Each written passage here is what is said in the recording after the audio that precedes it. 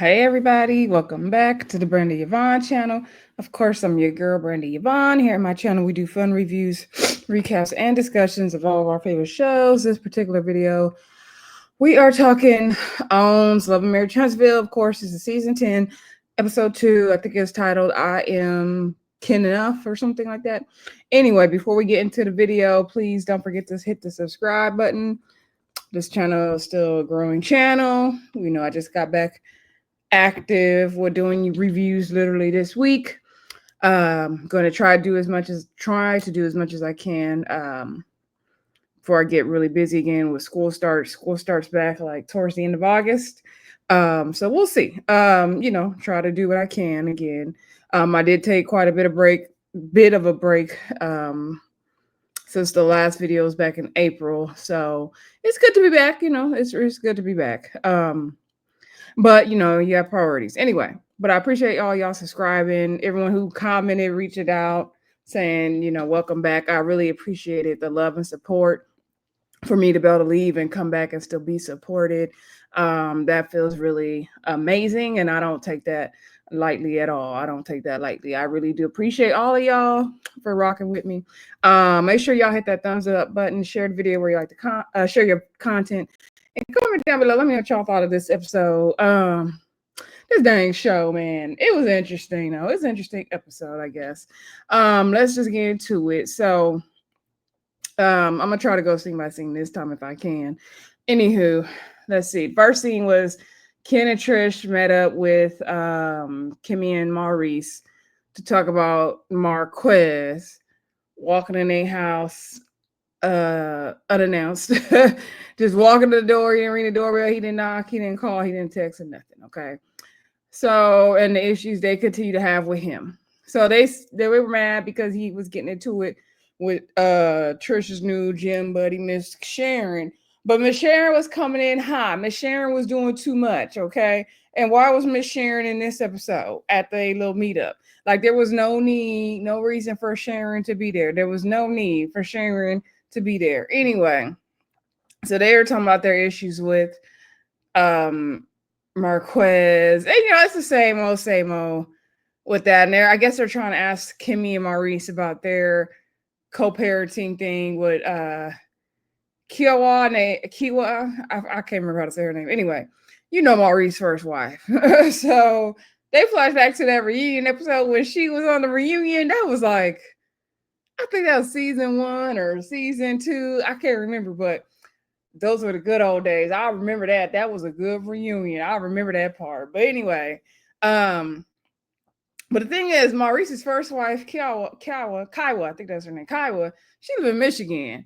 Okay, so, and her son lives with Maurice right now, or they split half the year. I don't remember the custody thing, but the boy 18, or he about to be 18. So I feel like their situation is quite different. Ken feels like, okay, yeah, Marquez, these are your children, but this is like my family now. And we're going to get into that towards the end. And so when they're talking about how he just walked in the house, without knocking first or anything like that.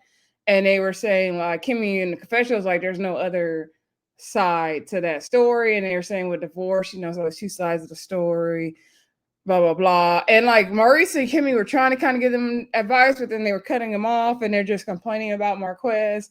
And I'm tired of it. Okay. I am tired of it. They're saying he's not around. He's not seeing the kids. Now, we didn't see Marquez in 2 episodes now. He said he in Huntsville. So clearly he's around. They're saying that Marquez be speaking with an aggressive tone. And Ken was trying to tell him, you need to not speak to her aggressively. To me, Marquez is never aggressive. The end of this particular episode was the most aggressive I saw him. He doesn't speak with an aggressive tone, in my opinion. I feel like when it comes to Marquez,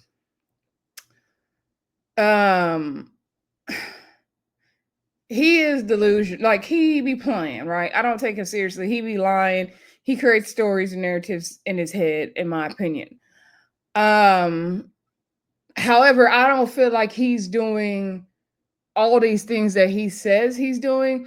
Or that Ken and Trish say he's doing, I feel like they be kind of, they like, I don't know, they embellish it. It's like always, it's like Marquez is the bad guy, Marquez is the bad guy, Marquez is the bad guy. And I feel like a lot of this is on Trish, if we could just be honest, because Trish, you didn't fully wrap that up with Marquez. Granted, he left or whatever. You could have still got that divorce if you really wanted it, and you didn't fully wrap that up before you got with Ken. And so now we have this mess because, and there's no clear boundaries, right? So I feel like they are part of the problem when it comes to Ken and Trish. Yeah, Marquez has his faults, he has his problems, but they are part of the problem. Like they are not good and he's bad. It's not black and white like that. So anyway, while we talk about Marquez, let's just stay on that. So Marquez ended up going to see Maurice because Maurice is a lawyer and he wanted to talk to him about what's going on with the divorce. And he said that he went to the courthouse and he couldn't file the paperwork or something because the divorce paper that I guess that Trish filed said that they didn't have any minor children. And the people at the courthouse said that if he went along with that, then he would have to prove that they did have minor children. Now, to me, that made absolutely no sense. However, I've never been married, nor have I gotten divorced and been to the courthouse and know about all the divorce papers. So, correct me if I'm wrong. If you know about how all that works, let me know in the comments because I don't know. So, but to me, it just didn't make sense, right? So Maurice is like, oh, okay, yeah, I can see how that could be a problem. Now, I didn't believe it. Like, I personally didn't believe that Trish would put that there's no minor kids on there. I just didn't believe that. And then why would you have to then prove that I guess if you went along with the divorce, then you're going to have to prove there's children. I don't know. It just didn't make sense to me. And so, Marquez is telling Maurice that he's in town for as long as it's going to take. And I think he kind of told him about, the friend Sharon being there, and Trish doesn't really know that lady. And he came in and, the lady got into it with him, which Miss Sharon did do too much. Marquez feels like, he was trying to make effort with Ken, but he felt like Ken may have had ulterior motives, and they had that talk. And then he feels like Ken is everything that Trish wanted him to be. Now, Maurice said he met up with him because he wanted to get Marquez's side of the story. Child, we didn't need it. Anyway, so Marquez feels like Ken is what Trish needs because Trish wanted someone like her dad, and Ken is exactly like that, and he could never be that. And then he also felt like he stuck it out with Trish because his dad told him when he was going to marry her, like, it's not going to last. He's like, bets it won't last 5 years. So then Maurice is like, oh, so did you basically stay with her because you feel like you had to prove your dad wrong? And so he was like, yeah. And after the 5-year mark, I knew like I was about tired. So I was like, and this don't make sense to me because I thought they met in high school. So if you mean to tell me back then you didn't know it was going to work? I feel like when people are young and in love and being foolish and stuff, you're not thinking like that. You're not thinking about, oh, it's not going to work that young. I don't know. Anyway, this is when Marquez was just spitting out foolishness. And I can see why, he is very frustrating to them. And he do be saying a lot of foolish stuff. Because then he talking about, he basically handed Trish to Ken. And he wanted her back, he could have her, and he's like, Trish still wants me. And so he said like, oh, but we didn't break up. And so Maurice was like, that's what the divorce is. It's like the marriage is ending. So and Maurice was looking like confused as hell. And so he talking about Trish still want him, he handed him the Ken. And Maurice is like in a confessional, like, I'm pretty sure Trish don't want that man still. I'm pretty sure. I don't think that Trish necessarily wants Marquez back. I think they just have too many resolved issues from the way things ended. And for some reason, he gets under her skin really, really bad and too easily for me. Way too easy for me. And I'll be curious to know, how did they first, like, what was the initial attraction? I can't see what the initial attraction would be. But Trish goes 0 to 100 real quick. And they both are um they're like both kind of combustible in their own right. They're both firecrackers. And Ken is more opposite of Trisha. So I can see that Trisha and Marquez is probably very toxic. It looks very toxic. Anyway, yeah, Marquez is trying to figure out, if Maurice could be his lawyer. Maurice said he don't do family law, basically. He doesn't do divorces and stuff because nobody wins. I don't know what kind of law he practices. Maybe tax law or something, or employment law. I can't remember what kind of law he practices, but he don't do the divorces and all that shit. Anyway, that was pretty much the end of that conversation. I mean, the way Marquez is going around to everybody in this group trying to figure this stuff out is annoying me. But anyway, we got to make a show, right? So moving on, and we'll get to the final scene at the end with Marquez and Ken and Trisha. We'll go back to that. Anyway, moving on, let's talk about the Scotts 1.0. Get them out the way. So we got Tisha and the kids. They go to visit Marcel. And at Scott Manor has concrete down. We got some tall metal poles. Okay, we've made some progress. It's not just sticks and rocks anymore. They got a long way to go, but they've made some progress. Okay. I'm thinking it's gonna be spring, summer 2030, maybe. It will be ready. I don't know. Anyway, so Tisha drove up. She drove over that big old work truck. I said, "Go, Tisha, with that truck." So anyway, she came up there with the kids, and so she was like, "Wow, like Scott Manor's really coming along." Like, and then Marcel was like, "Oh, it took longer to lay the foundation." She was like, "Yeah, it took a real long time." And she said she's made so many sacrifices. She is ready to get up in Scott Manor. I know she is. She said she has 3 kids sharing one bathroom. It is rough over there. Okay, now growing up, me and my siblings and my mom, we all shared one bathroom, but today's age is different. But I wish we didn't. So anyway, so then Marcel saying like, wow, like all the kids are growing up, and their kids really have grown up. Like we've really watched them grow up. It's kind of crazy. He's saying they're all doing well in school, they're well rounded. He's just so proud, of their family and everything. And so Tisha wants her office to be done, Scott Realty, whatever, to be done before he finishes Scott Manor. And he was trying to tell her 30 to 45 days, 30 business days, 30 calendar days. And she's ready. She said she lost a lot in 2024, a lot of loved ones and everything. She wants 2025 to be her year. She wants to celebrate. She want to get back into it. I was like, dang, Tisha's Scott Realty. That's what she called her office. Tisha's office still is not done. Like, that's crazy. Tisha's office is still not done. Like, how long we been working on that? That's crazy.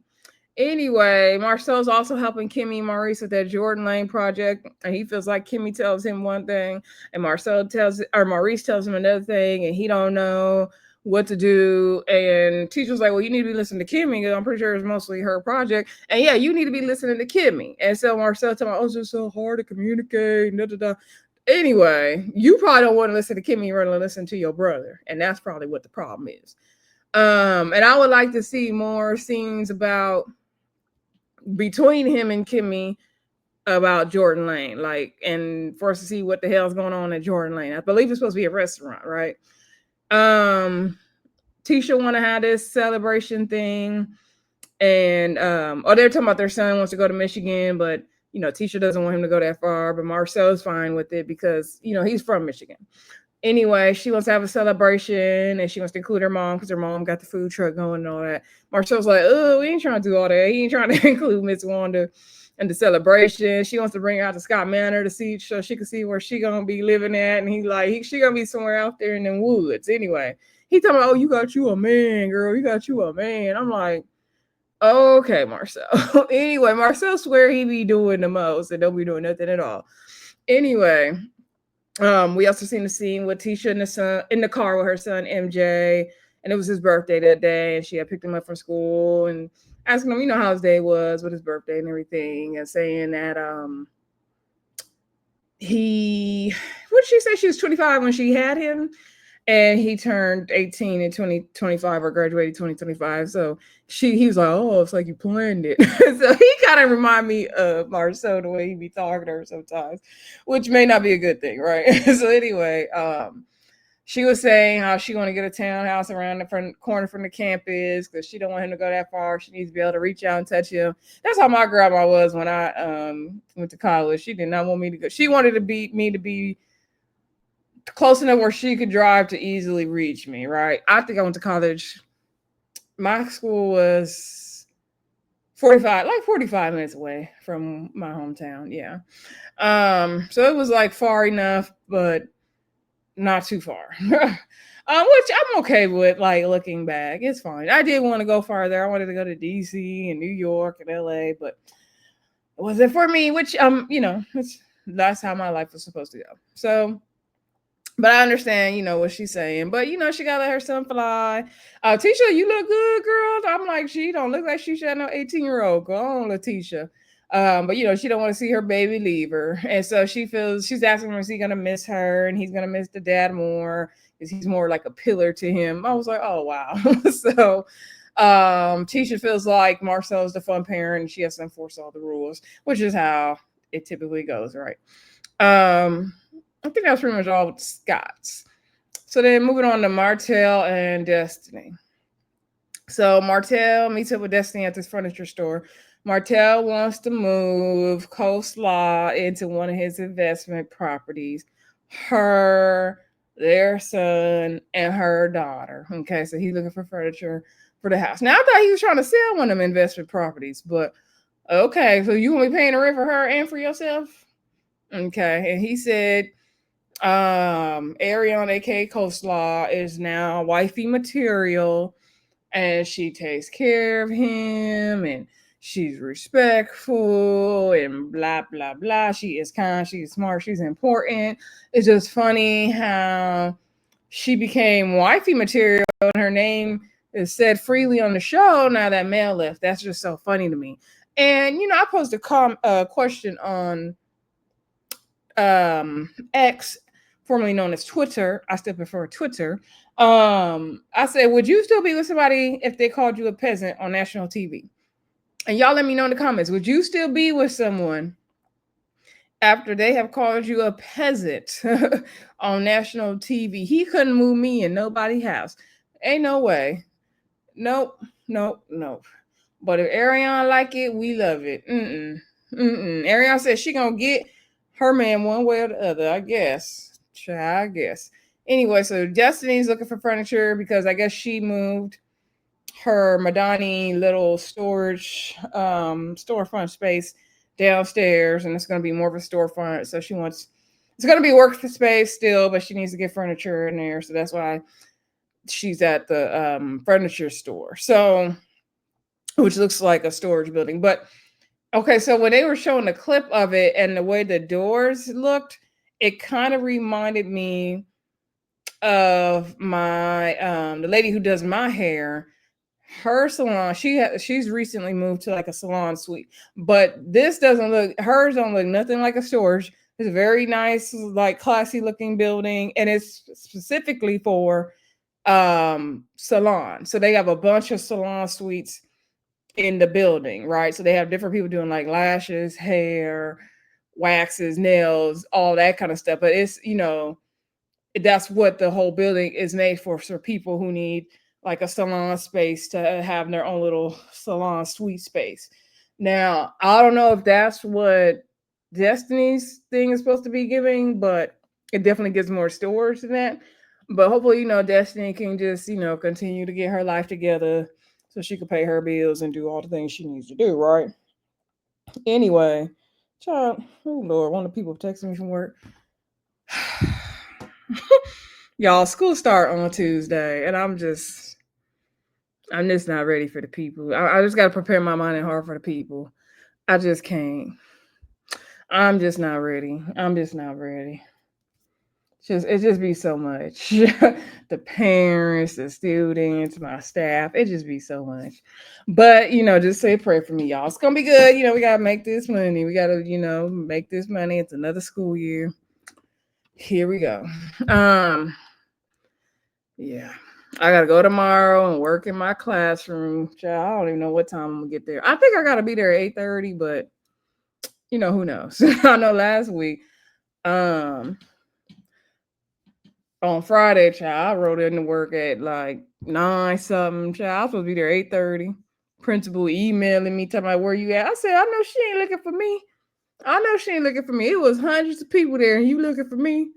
It's probably because I'm one of the only spots up in there, but still. I was like, girl, bye. Anyway, back to Love Marriage Huntsville. So what were we talking about? Oh, Destiny, she said she gonna date who she wanna date. She feel like Lance is an old soul, but he got a lot of growing to do. Because he didn't have a baby on her. But I feel like they wasn't really that serious. So girl, like, don't nobody care. And aren't we about to see her get with Miss Nell's godson or somebody? He was cute too. Which I seen him on that date. He had them glasses and them dreads. He was fine. Go ahead, Destiny. You gonna get you a man, girl. So anyway, so they were talking about the whole Lance thing and the baby thing, and Destiny's asking Martell's Ariane wifey material and all that, and he says she is. I'm like, I guess you could turn a hoe into a housewife, child. Go on. So anyway, he said, he hesitant or something about he said about getting married, but he still be contemplating stuff. So then she's like, over the first one, like, what are you talking about? He's like, well, yeah, I think about it every day. And she's like, well, that's why we trying to get you to get into some kind of counseling or therapy. Now, we did see Martell in therapy. Is he not still with the same therapist, or was that just for TV? I don't know, but let me tell you, if Mel said she would take Martell back, he would go in a heartbeat. And he is only doing this motions with Ariane now because Mel's gone and off the show. That's the only reason why. And Ariane, if you can't see that girl, then we can't help you. Anyway, Destiny said her love life is popping. Martell was like, oh, I need to help you so you can help, find you a man. You can see how to find a real man. Destiny just laughed in his face like we all did. Because Martell, you can't help nobody. Okay? You can't help nobody. Anyway. Yeah, so let's move on. Okay, we didn't see the Fletchers in this episode. So final scene was the big old sit down with Ken, Trisha, Miss Sharon, and Marquez. So Ken and Trisha are talking about it, and Ken is like, I want you to be open, hear Marquez out. I think we need to listen to him, really hear his side. Trisha's not trying to do that. She's not trying to hear that. And that's what I was trying to talk about earlier, is that Trisha don't even want to give Marquez a chance to do better or hear what he has to say, right? It's immediately like 0 to 100 with him. Like Marquez could just say hi and Trish is mad. And I'm like, girl, what is the problem, right? So anyway, so Miss Sharon was there because they wanted him to apologize. Miss Sharon, he don't owe Miss Sharon no apology. Miss Sharon came in there hiding. She got all the smoke she deserved for being into their business. Anyway, so Marquez walked up in the house again without knocking or ringing the doorbell. The production probably told him to go in at a certain time. Like, so he said that, they're saying they should have set boundaries a long time ago. Like he said 10 years ago, something like that. And so Trish was like, yeah, it was too late for that. And she was like, well, you was out of sight, out of mind. And so I think Trish is still hurt from the way Marquez left. And I think she wants to now punish him for that. I'm not a psychologist, therapist, counselor, nothing like that. That's just what I think from what we see so far, right? And I think that's why she has the, stank attitude when it comes to him. Rightfully so. He hurt her, right? And he left her when she was going through a lot of loss in her life in a vulnerable time. So yeah, she needs to heal before she really get with Ken like that and they get married or whatever they're gonna do. She needs to heal. So Ken brings up him just walking in the house, what he did. Oh, Marquez apologized to Sharon. He reintroduced himself. when she came in. Now, first of all, when Marquez came in, because they were Trisha said Trisha said she's drinking apple juice. I don't know what Kim was drinking.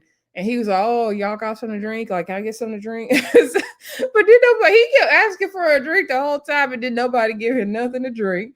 He's like, "Oh, I would have brought my own. I didn't know." Like, I was like, "Boy, sit down." Like, Marquez, you be doing this is why they mad at you for them little shenanigans. So then when Sharon came in, he was like, "Oh, you want something to drink?" You know, they didn't give me nothing to drink. I was like, "Are you gonna give Sharon a drink in their house, sir? Please sit down." So anyway, he did introduce himself to her, apologize. Okay. So then they were talking about, why'd you walk in the house without knocking? This is not your house. Like, what you doing? And so he said he was dropping off his daughter, and the little girl, well, I don't know how young she is. She had bags, 3 or 4 bags in her hand and all the stuff in her hand. So of course he's going to just open the door. And he's not going to he's like, I don't care whose house it is. Like, I'm just going to open the door. Like, I'm not going to do that to my daughter. So I understand if your daughter's holding all these bags, why not? You could have called Trish or text her from the car and say, "Hey, Zaria's here. She has all these bags. Can you please open the door for her? Or can you help her and grab a bag? Or hey, would it be okay if I come in and help Zaria because she has all these bags in her hand?" Like, there are so many ways we could have done this. You could have rang the door, but you and the little girl could have came to the door, put the bags down and rang the doorbell. You could have stood at the door, because Trish is like, you still should have stood outside the door. You could have rang the doorbell, let the little girl go in, and you had the bags, and then let the little girl come grab the bags from you while you stand outside the door. Like, there's many ways you could have done this without walking in this lady's house. You could have said, "Hey, knock, knock, Trish. Like, hey, I didn't want to just walk in, but Zaria has all these bags." Like, you could have did this so many ways. But you chose to walk in their house because you wanted to get a rise out of Trish. And that's Marquez's problem. He wants to get a rise out of Trish no matter what. Okay? And he be lying. So anywho, so they going back and forth, and Marquez feeling like Trish needs to take accountability and responsibility. Ken's tell Marquez he needs to take some responsibility, and Trish feels like, it's too late. Everything's too late when it comes to Marquez. Everybody arguing. And then Marquez, they talking about the divorce thing. And Marquez is like, "Oh, y'all put their minor children on the paperwork." So Trisha went and got the paperwork. They showing the paperwork to him where my notebook? I ain't gonna show y'all where I wrote my messy handwriting. They all look, you see it right here. You see it right. That means all in his face with the paperwork, all in his face. The name's right here. Xavier so-and-so, Zaria so-and-so. Now, now, hold up. When they say the kids' names and they had 2 different last names, I was like, now who's a Barnett and who's a Reeves? I was very intrigued. I was like, what's with these last names? But, let me mind my business. But I was curious on why these last names were different, right? Because if Marquez is the daddy of both of them, why do they have 2 different last names? Maybe one she gave her name, one his name. I don't know. Anyway, somebody tell me what's the T on that. If you know the T, let me know in the comments, because I sure was like, what's going on with these names? Anyway, so Marquez was like, "I don't see it. Where's that?" He's like, "Oh yeah, this is the edited version. So they showing the paperwork to Miss Sharon. He's like, "Why are you showing her?" I said the same thing to Marquez. Like, "Why are you showing Miss Sharon the paperwork? This ain't got nothing to do with Miss Sharon. Miss Sharon didn't need to be there. Miss Sharon was piping in up and trying to chime in the conversation." I was like, "Miss Sharon, this is not for you. You need to be quiet, ma'am. You don't even need to be here with your side slicked hair." I can't talk because I got this little slick down ponytail, but still. Anyway, so they arguing and fussing. So Trish getting mad. She's shoving the paper all in his face, showing it to Miss Sharon. Then Kim was like, "I'll do it." So he's shoving it all in his face, showing it to Marquez. He's like, and they like, it's right there in the middle of the paper. And so then he's like, so then at this point, Ken gets fed up. He tells him he need to leave. So Marquez gets up, and then he's like, "Nah, bro, da da da da da." So he's still antagonizing, going back and forth. And he's the type that he will get you riled up and then move out the way because he knows somebody's gonna grab you before they can get to you. And that's exactly what he did. He's like, no, bro, y'all better get him. Y'all da. Marquez, you was not about to bust a grape. He moved out the way so security could grab Ken, because he know Ken was about to get to him. Because Ken, they be calling him the Black Incredible Hulk. He was about to get to him. So Ken was like, you need to get out of my house. I'm either you're going to get out, I'm going to put you out. You're going to get out, I'm going to put you out. So then, so, you know, Ken was up. He was about to get at Marquez. And then the screen went black. It said, to be continued. And you can hear all this commotion. Child, I don't know what happened. But it was a mess. And I'm like, we're going to just drag this Trisha, Kid, Marquez out, ain't we? We're going to drag. We ain't got Martell and Melody to drag out anymore. So we're going to drag this Trisha, Ken, and Marquez out. And you know what? I guess that's what we got on this show. I guess that's what we got to do. Anyway, y'all let me know if y'all like this episode, what y'all think when it comes to Marquez, Trisha, and Ken. And yeah, comment down below. Don't forget to subscribe and like the video. And I'll talk to y'all soon. Bye.